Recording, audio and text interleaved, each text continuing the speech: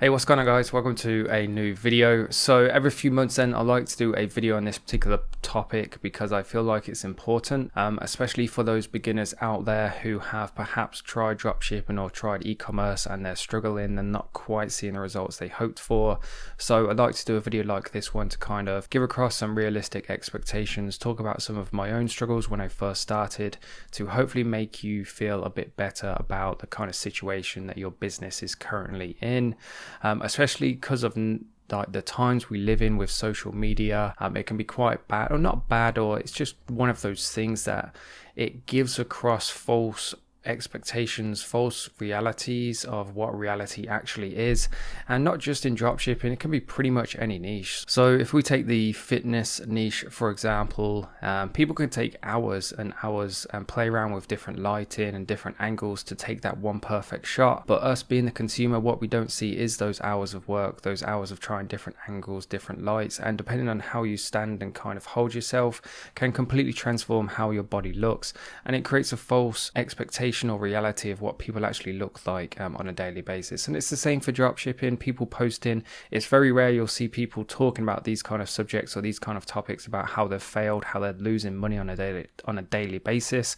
But what people also forget is that dropshipping e-commerce is a business, and it's just part of business. There's going to be struggles that you go through, times where you feel like that there's no way back, but it's just part and part of the nature. It's important that you hear about these things, especially if you're going to be going into a business with not a lot of money. So hopefully in this video I can kind of address some of those problems.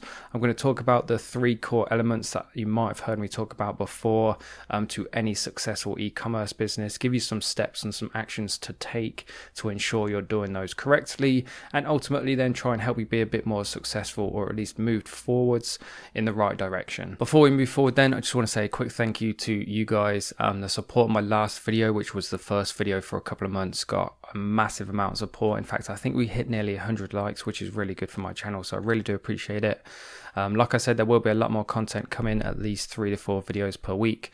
So please do me the favor then, if you enjoy this video, please do make sure you hit the like button. And of course, if you like my content, please do make sure you subscribe as well, so you don't miss any future videos. And with that being said then, let's jump straight into it. So the first thing I want to talk about is expectations. When you go into a new business, it's really good to have really good expectations, but they need to be realistic. Otherwise, they're just going to lead to you kind of being a bit disheartened, and ultimately lead to you giving up. The amount of people who reach out to me is pretty crazy on Instagram, Facebook, just across all the different platforms, and they've been trying to sell a product for sometimes less than a week, and they're ready to give up already after a week.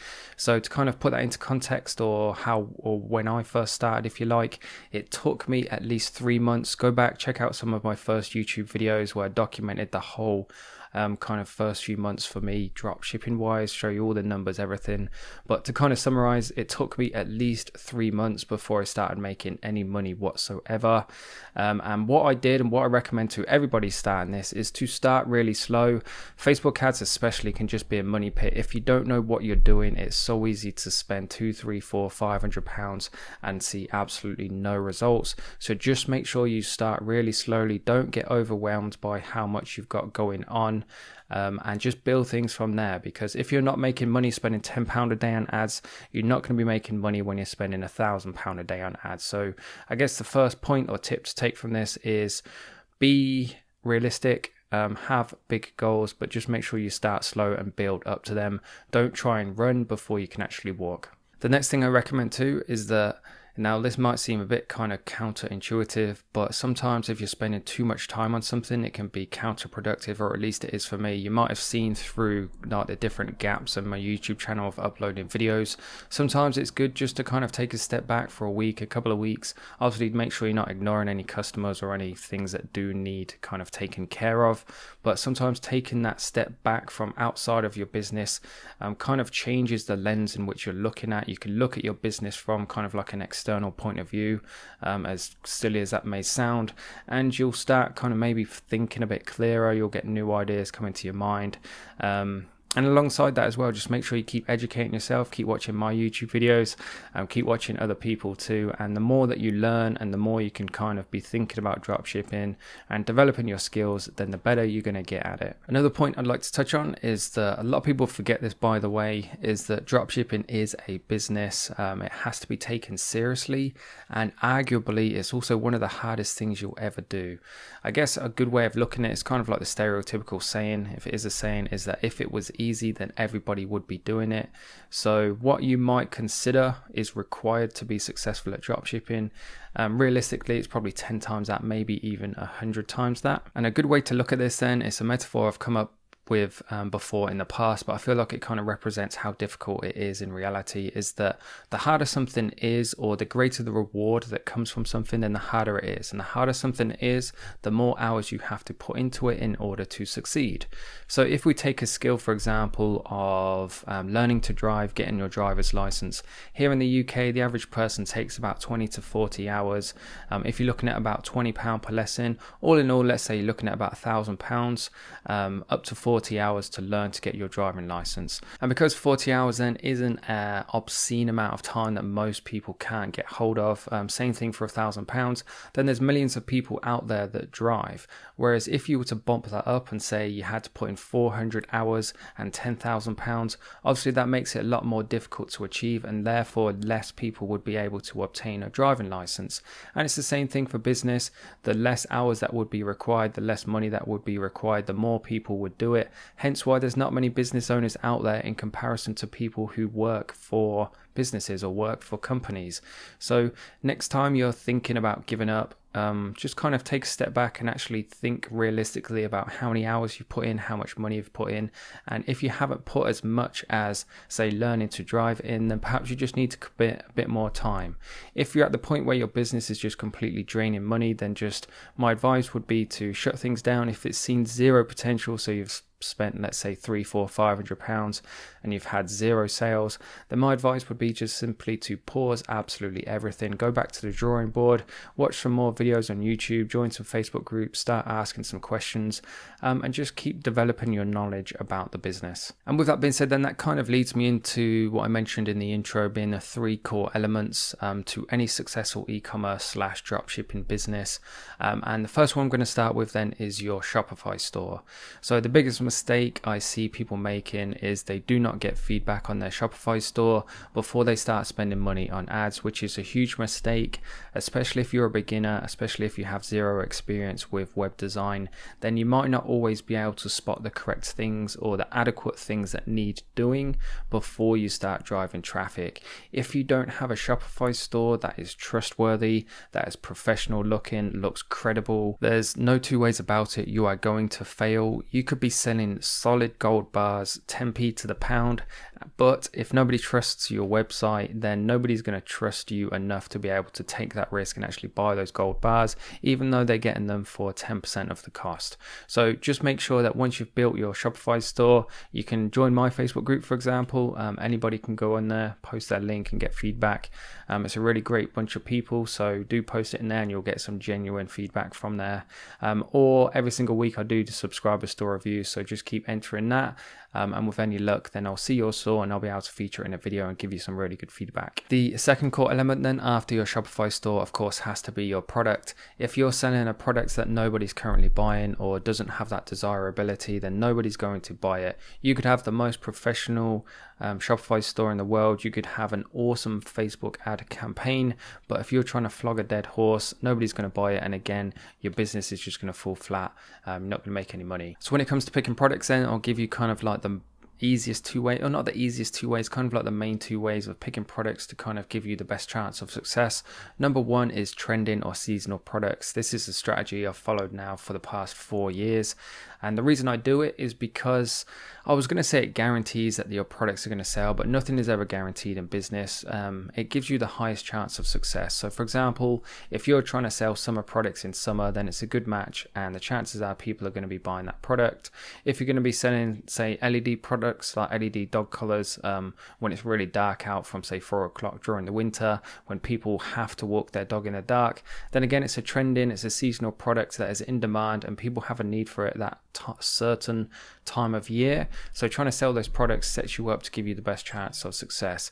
And in terms of finding those products, or finding the information behind those products, you can use tools like Sell the Trend, which is the only product research software I use myself. There is a link in the description below, and Google Trends as well. And you can also use the AliExpress Dropshipping Center. Have a play around with that. Again, I've done a tutorial video on that, but they give you some pretty useful information and data too. And then the second type of product you can pick, this kind of applies more to brands, in fact, because it comes under the category of like desirability. If a product is really desirable, then lots of people want to buy it. So for example, if you're trying to sell Rolex watches for half the cost, it's obviously a really desirable product because most people like Rolex watches because of the brand. People know how quality they are, people know how expensive they are, so they're a desirable product. It doesn't just have to be watches, of course. It could be clothing, it could be Hugo Boss, it could be Louis Vuitton, it could be Gucci. It applies to any single niche, and the single most easiest or most effective way to build desirability for your product is to use an influencer, hands down, if you ask me.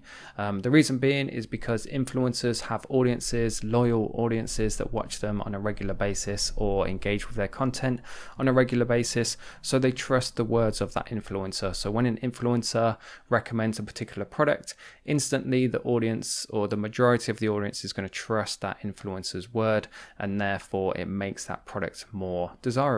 The third core element then that I want to finish this video on, don't make this video too long, this is kind of like a brief summary of what they are. If you want me to dig deeper, of course, just make sure you leave your comments below. I do read every single one, so if there is one or two that keep cropping up, I can make a video on a specific element. But the third element then is your marketing campaigns, whether it's Facebook, whether it's Google, whether it's Instagram. You have to make sure that you're targeting the right audience, you have the right creative that's going to get that attention across social media. Social media is a crazy busy platform, and people aren't always on there to buy things. They're usually on there to look at other things, watch funny videos, watch memes, talk to their friends, spy on their friends. So when they come across an ad that's asking them to buy something, they're not necessarily in that buying mood. So unless you have an ad that really captures somebody's attention and is really specific to them, so they have that connection, then they might not always notice it, and therefore your conversion rate is going to be really low. This is why when you hear me talk about product selection, I talk about it being a skill, or picking products for a specific platform. And I guess to kind of give you a good example of this then is, if you were to advertise a sofa on Facebook and try and sell a sofa, because of how expensive it is, because of how broad it is, it pretty much applies to anybody who has a house or a home, then you're not going to get much success, because it's such a broad product and nobody is really passionate or that excited about sofas, or at least nobody I've met anyway. Whereas if you were to try and sell a sofa that was, say, had like printed dogs on or printed pugs on, and you were to target people who own pugs, then that particular sofa is going to get so much more interest and attention, because it's different from normal sofas.